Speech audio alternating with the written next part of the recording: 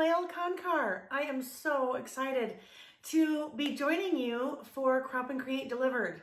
I have some really fun ideas that I am going to share with you in the next little bit or so about my most favorite addiction, which is washi tape. And if you're like me, you have lots and lots and lots and lots and lots and lots and lots of washi tape. My biggest problem though is a lot of times I'm like, what do I do with all of this? And even how much do I have and where is it and what are the patterns and I don't even know what I have half the time. So I put together some really fun ideas to give you some inspiration on how you can put some of that washi tape that you have and that you've received in your box to use. See you in a sec. Okay, friends, when I said that washi is an addiction of mine, I was not kidding.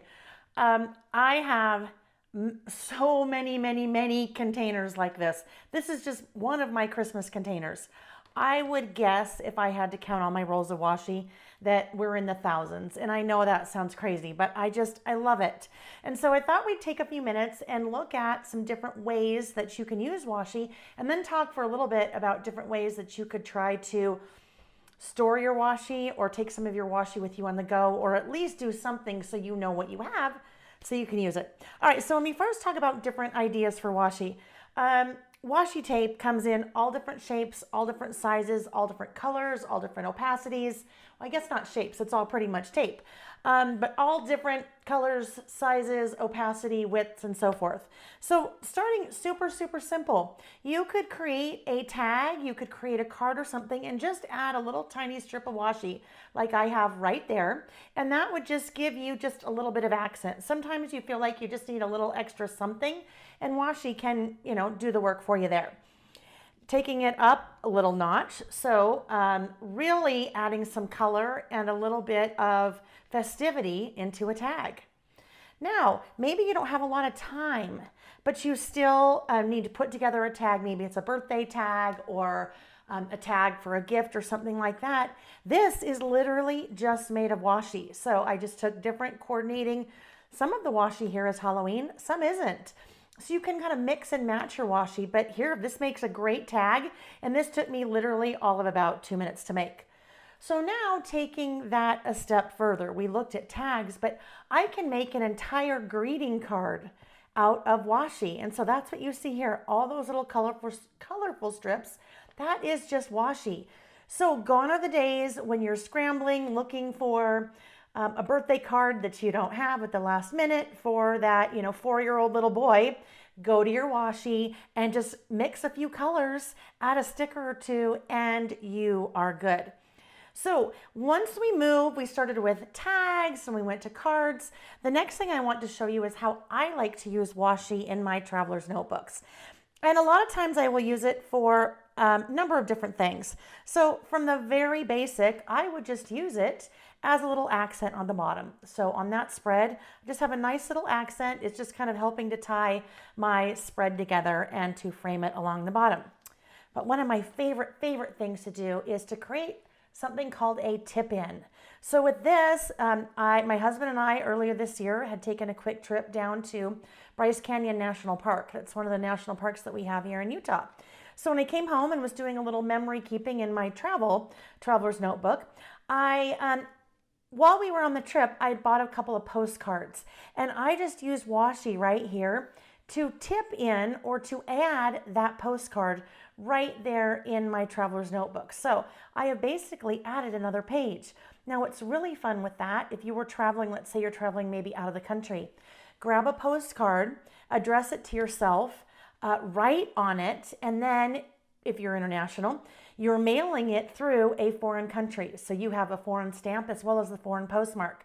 When you get back into town, then you could add it to your traveler's notebook or your scrapbook, your mini book, what have you. So that's kind of a fun little side tip, but a tip in like that. So that is an example of a tip in I've done with a postcard. We have an example of a tip in that I have done here. So tip in, basically all I'm doing is I'm taking whatever it is that I want to add, and that in this case is a little pocket that I made. I just took a strip of washi and adhered it part on my traveler's notebook insert and part on that little pocket. So again, a really great way for me to add things using washi.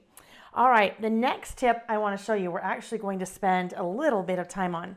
And that is, I travel a lot normally. Oh, you know what? I just remembered. I just saw something that I meant to share. A different kind of tip in. So in this case, I did a tip in. I printed a printable from In a Creative Bubble. And I printed that on a piece of clear acetate and tipped that in. So isn't that a fun little effect? And again, just using my washi to add that into my insert. Okay, now that we've got that covered. The next thing, so normally I'm traveling a lot teaching. With COVID, I've been doing a lot of teaching virtually. But as I travel, I always take my traveler's notebooks with me, and I like to decorate them for the month. So this is my setup for the month of December. But I don't want to take all of my washi, right? Like, who wants to take a whole other suitcase full of washi? Although that sounds kind of fun. What I will do is I will take a playing card. So this is just a regular plain old playing card, just like this. And I will wrap washi around that playing card. As long as it's a wax-coated playing card, I am good to go. And the wax-coated part is important because I can easily peel that washi off when I want to use it. So I can just take a little card like this, tuck it into my traveler's notebook. Not only is it cute and decorative, but it also is serving a purpose. So as I'm traveling, and if I want to do a little decorating on any of my pages or work in the planner side of my traveler's notebook, I have washi with me on the go. So let's kind of expand on that idea a little bit more of using a playing card. So playing cards are very accessible. You can find them at the dollar store. You can find them on Amazon. Generally, what I will do is I will buy packs of playing cards at a time. So for example, something like this, that is a pack of 52 plus the joker and instructions or whatever else you might have, cards. So I will take those and I will either do things like this. So I have little washi to go samples that I can work with, or I will create almost like a legend, if you will. Like, you know, when you're on a map and it tells you what all the things are. I will take playing cards, punch a little hole in the top, and then add them to a ring. So here I have a couple of different washi cards that I have added to the ring. Now, I may be organizing my washi by color. I may be organizing it by mixed color and pattern because I happen to like that combination. Maybe it's by manufacturer, maybe it's by designer, depending on what it is. But I also might do this by holiday. So there's an example of a Halloween. Here's an example of a Christmas. So I can have my little washi rings, and it's a lot easier for me if I'm looking for, you know, my Halloween washi. Maybe I have 3 or 4, I don't know, 18 or 19. Don't tell my husband. 18 or 19 of these cards that have the washi on them. It's a lot easier for me to look for a particular Halloween washi that I might want to use if I'm just flipping through cards as opposed to trying to go through something like this and digging through to see what I have. So that is super easy to do. I've just taken my little playing card. I already punched a hole. So all I would do is come in with my washi and start wrapping it around. Now, if I was making a washi card where I actually wanted to use the washi, I would actually come in and wrap a few times around. So this would be an example if I'm maybe going to a crop and I don't want to take a whole suitcase full of washi, but I want to take maybe 5 or 10 cards that would give me a nice assortment of washi. So I will wrap a couple of times around so I have a good assortment. And then I would just continue until I have my card built. I can then jump on the airplane with my little ring of washi and I am good to go. From there, let's talk about a couple of other different ways that you could use your washi. I have over here, move all these little guys to the side. Oh, reminds me, I have so much here that I wanted to show you guys. I could then take an entire deck of cards. So let's say I really like Christmas and I really like Christmas washi. This could be all of my Christmas washi, right? If I could fit, let's say 5 rolls of washi on a particular card like that, and I have 52 cards in here, that's more than 250 washi samples that I could have with me in that little card deck. So it'd be a lot easier for me to, again, see what I have. And I could just keep, you know, like cataloging my washi. I've just taken a simple little label maker here and labeled Christmas on top. So if I had them all lined up in a drawer in a cabinet or something, I would be able to see. Or I could even take a piece of washi that says Merry Christmas in this example and put it right there on top. And then all the cards inside would be Christmas or holiday or primary colors or florals or what have you. Okay, next thing I want to show you is how you can create your own embellishments using washi. So I have taken a 3x4 card and 1, 2, 3, 4, 5, 6 patterns of coordinating washi, and I just wrapped them on the front of the card. You can see the back. Not wrapped on the back because you won't see the back. So I have just wrapped the front. It's very similar to what I did here, but these are for keeps. These we're going to do something with. So in order to do that, here's a partially wrapped, and literally all I do is come right in, grab one of my little rolls of washi, like so, and there we go. So now I have a card that has a number of different washi colors wrapped, right? So we have a couple here.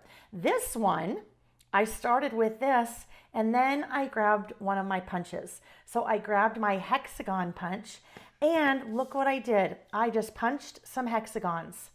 Isn't that fun? And I have, this is basically what's left over, but I was able to get 5 hexagons out of one of those cards. And this is kind of fun too. This one is just a partial hexagon because I didn't have enough room to punch a whole one, but I could still use that. It could just be hanging off the edge of something. So whether I am using my hexagon punch, whether I'm coming in and using a circle punch, I might even be coming in and using a banner punch. This is when I should really go to town, get out my different punches. Let's see, let's get this guy in here so we can get a good cross section. Isn't that fun? Get my different punches out, and now I'm making my own embellishments. So I actually showed this idea in the summer issue of the magazine this year. So let me show you kind of what I did using that exact same concept. So I created lots of, well, maybe, I don't know, maybe 10, probably not even 10, of those little cards, those little pieces of paper, the 3x4s that we just looked at. And then I just punched lots of little hexagons. And I basically created almost a mixture of a pattern paper, my own pattern paper, or my own embellishments. So that was a really fun way to, you know, incorporate lots of different washi, lots of different pattern, and lots of different color into one project. Okay, friends, there's one last thing that I want to show you before I go. And actually, we're hitting on all of my favorite things to make, tags and cards and working in my traveler's notebook and layouts. But the last one I wanted to show you is what you can do with washi in a ring bound album and with your pocket pages. So I am going to, I've got lots of stuff here in the way. I am going to, this is my December documented for this year, for 2020, and I am going to move to the 6th. So with my pocket pages, your pocket pages always have generally your holes right here. And then you just kind of have that really boring, clear part of the pocket page. So why not jazz that up a little bit by using your washi? So I'm going to move that out of the way. We'll just grab my washi here. And I'm going to run that right here along that little margin, right? So right over the holes and all. I would probably come in and do the same thing on the other side, although on the other side, I might decide that I want, you know, a contrasting, let's go back with this one, a different, you know, a different design. I can still kind of see that peeking through, but that's probably the most challenging part of when we use washi, right, is trying to find the end. So I can do a different color on the back side or a different pattern. Actually, before I do that, I want to repunch the holes. Well, I can still see the holes. So then I would come in and just repunch the holes. The nice thing about doing this, number one, it's super decorative, right? It just kind of gives a little bit more of excitement to our pocket page, like so. So when I put that back in my album, look at that. Isn't that fun? So I could go ahead and do that on the back side. But here's the other thing. Sometimes your albums start to get really big, right? They have a lot of things in them, especially if you're doing a December project like this. Sometimes there'll be some strain on the pages, and every once in a while you might have one of those holes that actually rips. So this can be form, so it can be cute, but it can also be functional. I can run a strip of washi along my pocket page if one of those holes has torn, and that is now reinforcing it. But here's a really cool thing, you guys. Maybe you have pocket pages from a couple of different manufacturers, and you have some that have holes for 4 rings and some that have holes for 2 rings. Well, you can make any pocket page work in any album basically by doing what we just did.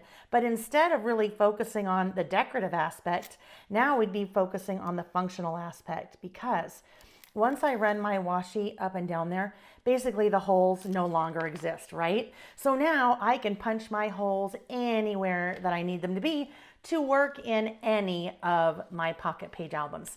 All right, friends, so those are just very quickly some different ideas that you can do with your washi stash. And I encourage you to take one of those one or two of those ideas and run with it. If you have a lot of washi, the biggest challenge is using it, right? So there are some fun ideas for you to inspire you and to help you to get out that washi and put it to good use. Thanks for letting me join you today. Bye-bye.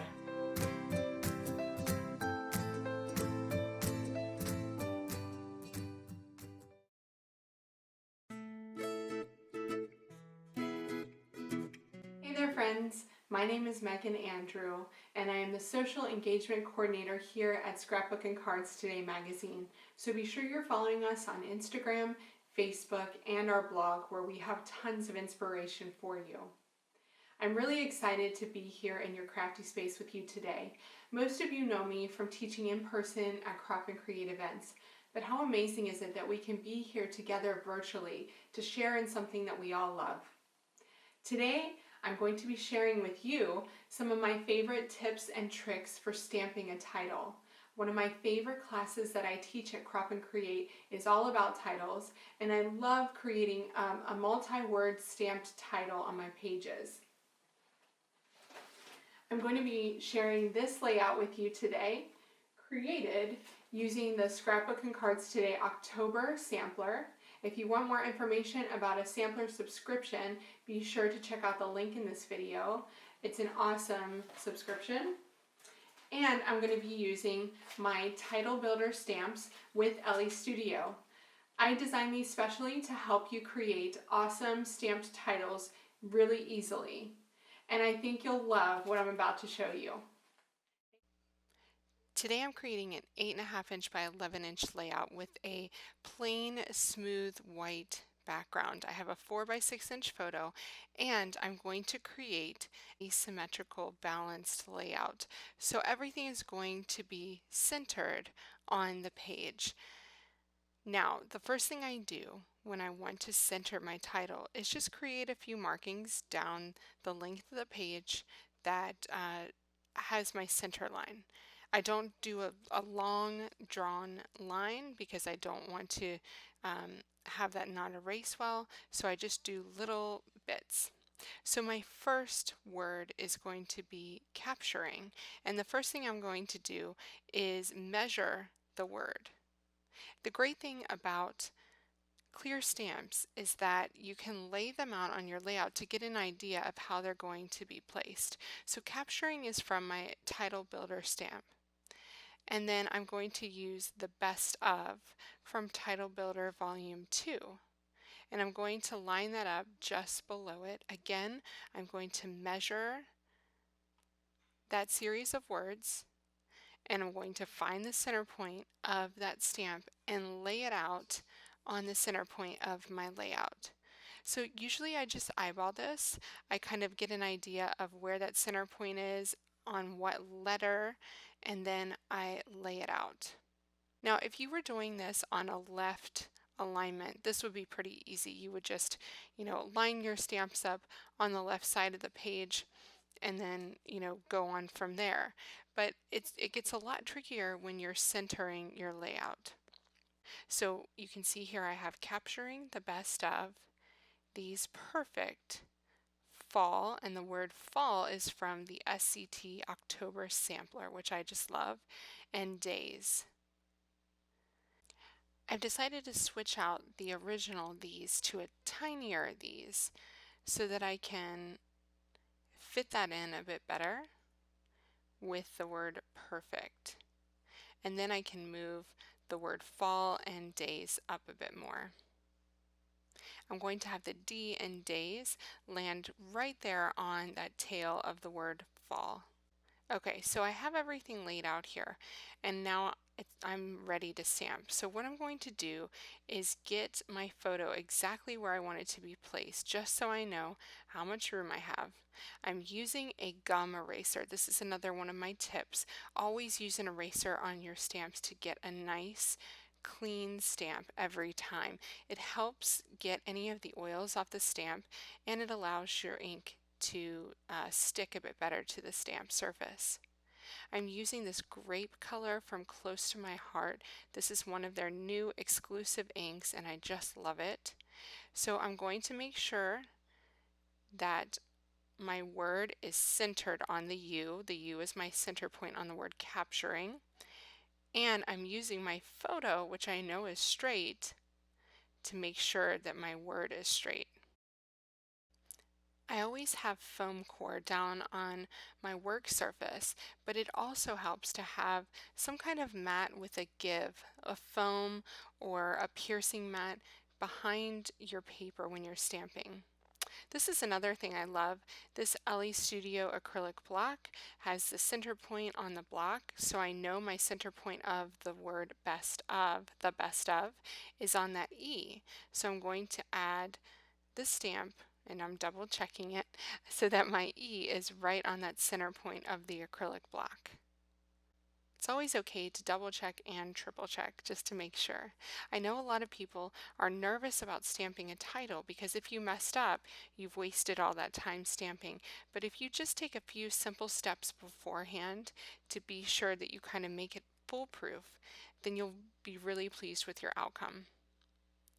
So next I'm using Scarlet from Close to My Heart to stamp the best of. Make sure that you don't add too much space in between the words of your title. It can make it a bit jarring to try to read, and if the words and the phrases are closer together, it flows better. Next up, we're going to add the words these and perfect. So these is a typeface font and it's much smaller. And then the word perfect is the same font as capturing. And I like to make sure that I duplicate those fonts several times on the layout with throwing a couple of other ones in too, like that smaller typeface and the cursive fall. So I'm just making sure that this lines up here. It's a little bit tricky because I'm not stamping the LY. So by laying it out on my layout beforehand, and that's the beauty of clear stamps, I can get an idea that it's going to be nice and centered. I'm using the color Avocado from Close to My Heart to stamp the word these. Now I'm using my gum eraser to make sure that stamp is primed and ready to go right before I stamp. Now remember that the words that aren't as important in your title, like the word these, it's okay to do it a very small font like I did it here. You wouldn't want to add the best of in a tiny font because that holds greater weight in your title than the word these does. Okay, for the word perfect, we're going to leave off the LY and only stamp up to the T in perfect. So I'm going to use the edge of my stamp, my ink, as a guide to make sure that I only get up to the T. You can also do this with washi tape. Cover up the LY, ink up your word, and then pull off the washi tape. Okay, I'm inking up the word days with the color Nectarine from Close to My Heart. And again, I'm stamping that right above that little curly Q on the word fall. And it's going to finish up that title so beautifully. Now that I have my photo and my title, let's add some fun product from the SCT October Sampler to finish off this layout. I love the way that that floral orange pattern really picks up the orange in my photo, so I definitely want to use that as a border on the bottom of the page. I'm using my scrapbook adhesives by 3Elle Easy Runner Grand to adhere that to my white cardstock. Now remember, I'm using smooth white cardstock here, so with smooth white cardstock you really want to be sure that whatever you're sticking down, you're sticking it exactly where you want it, because it does have a tendency to tear if you change your mind. But it is important that when you're stamping a title that you always use nice smooth cardstock. It gives you a much better title. So I'm adding this yellow Doodlebug Design wood grain behind my photo, and I really like the pop of color that adds to the top of the layout. I also want to add another kind of color down to the bottom here in a smaller border. So this green is another one of the colors picked up from my photo. So I'm pretty much pulling all of the colors from my photo down to the layout. Now the purple in my title is on the clothes that my daughter is wearing. She's wearing a dark purple sweatshirt in that photo. Now I'm grabbing some of these die cuts found in the sampler. There's some fun Doodlebug die cuts. There's also some Simple Stories die cuts and stickers. I'm going to see what really fits here. I really love the florals sticking out of the side of my photo. And because I have kind of a centrally balanced layout, I want to make sure that whatever I put on one side of the page, I balance it out with something on the left side of the page. Now that doesn't mean that when you split the page down the middle, it has to be exactly the same. It's not going to be exactly the same on both sides. But what I do want to make sure is that the balance is exactly the same on both sides. I'm taking some of these leaves and fussy cutting them from the Simple Stories paper. Just love this kind of berry branch, and it's not too hard to cut out. I always leave a border around what I fussy cut. It makes it a lot easier. So because I have some leaves and florals sticking out of the right side, I'm going to make sure that I have kind of the same visual weight on the left side sticking out. And then I'm just going to adhere these guys onto the side of my photo and add a few dimensional dots. So this cutest Hero Arts stamp and cut set is also included in the October sampler. And so I'm going to take some of those leaves and stamp them around my title. I also added that cute pumpkin to my shelf, and I added the Thankful die cut up at the top. And just a few sparkly gems are going to finish off this layout. Thanks so much for joining me today, and I hope you enjoyed the tips and tricks that I gave for stamping a title, and I really would love for you guys to give this a try. Be sure to check out the SCT Sampler subscription at the link in this video, as well as my Elle Studio Title Builder stamp sets. There are 4 volumes available, and they're created to help you easily create stamped titles. Thanks so much for watching, and happy creating!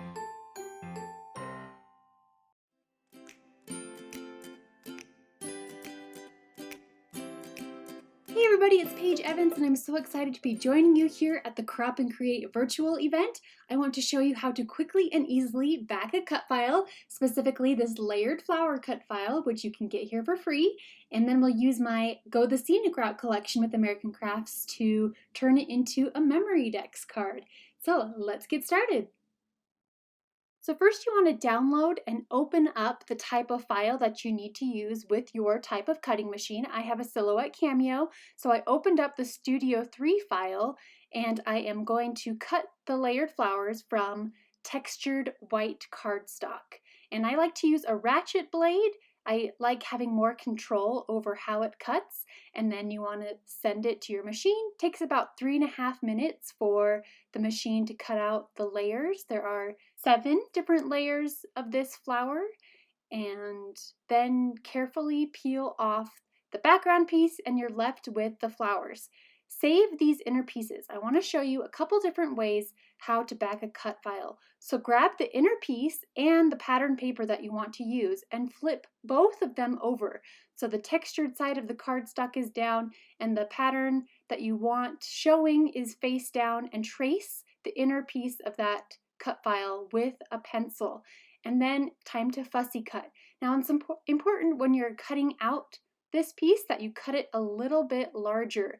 That way you can add adhesive and it has something to grab onto when you're putting it back onto the cut file. So carefully, you don't have to be too careful, but just loosely cut around the shape, cut it out a little bit bigger using your favorite pair of fussy cutting scissors. And then when you flip it over, you won't be able to see any of the pencil marks. Grab the cut file, so this largest outline of the layered flower, and then using liquid adhesive, place liquid glue on the back side of the cut file. And then carefully put it in place.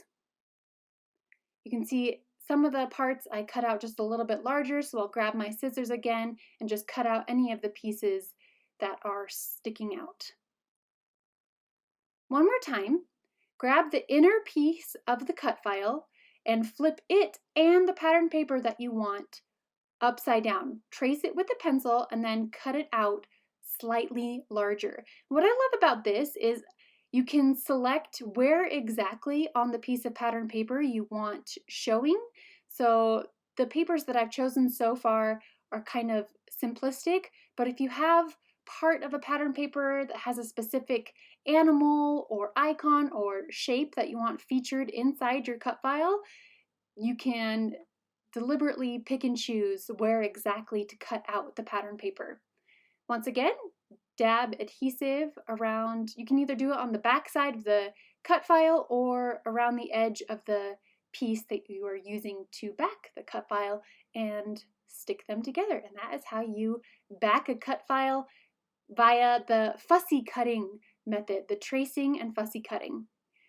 I want to show you an alternate method for backing cut files, which I find is faster and it's a little bit techy, but hopefully it comes across. So in Silhouette Studio, you want to copy and paste the cut file, and you'll move one of the shapes off to the side, and we're going to work with the one on the mat.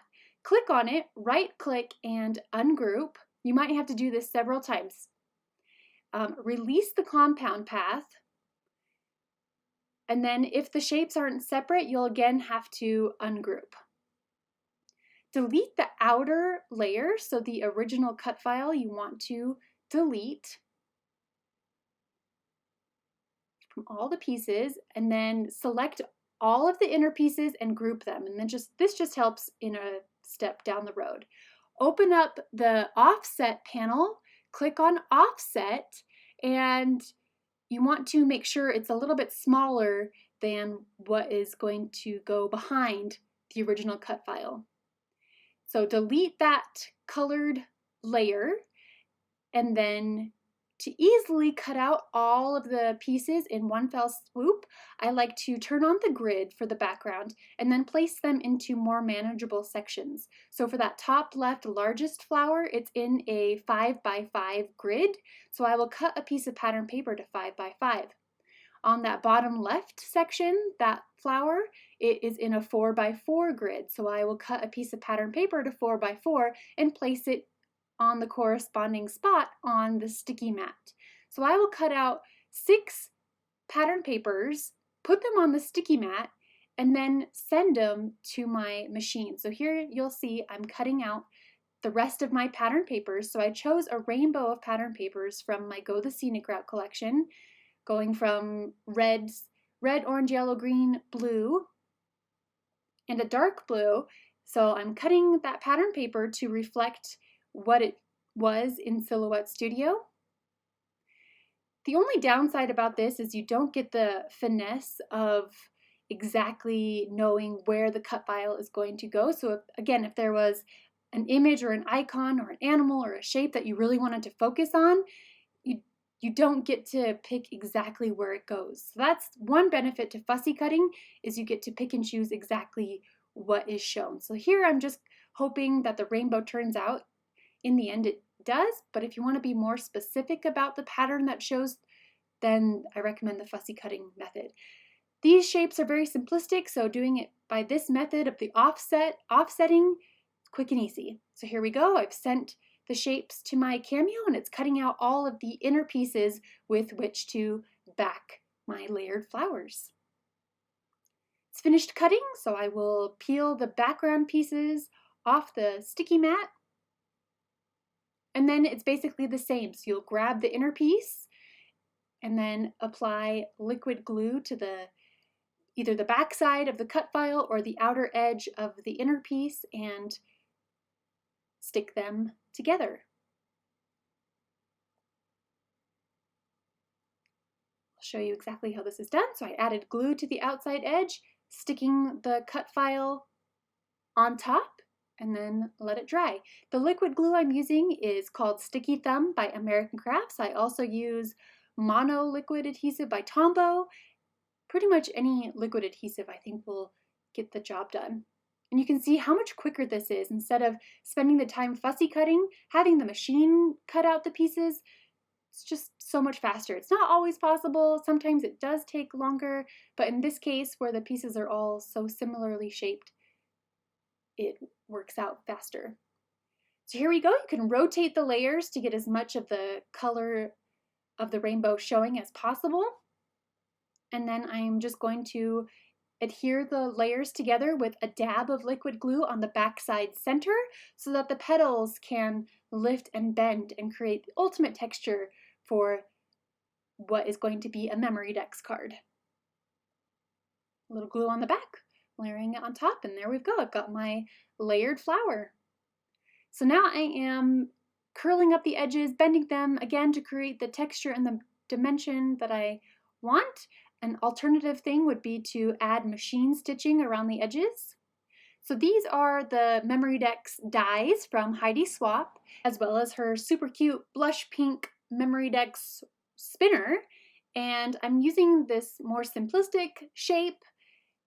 Most of it's going to get covered up, so I am using this pattern paper with the colorful butterflies. It's going to bring in all of the colors from the layered flowers and the papers that I chose. And going to go ahead and die cut this out manually. I should have passed it through twice because it didn't cut out all the way, but that's okay. We'll do a little troubleshooting with a pair of fine-tipped scissors, just finish cutting it out. And then I do want to add some machine stitching to add texture and interest. So I'm going to go ahead and machine stitch it, and trying to film and stitch at the same time. I needed my little helper to film. But anyway, I use a basic running stitch, and it's definitely not perfect, especially around these tight corners. But in the end, I really do just love the texture that it adds. Here you go. You can see it up close.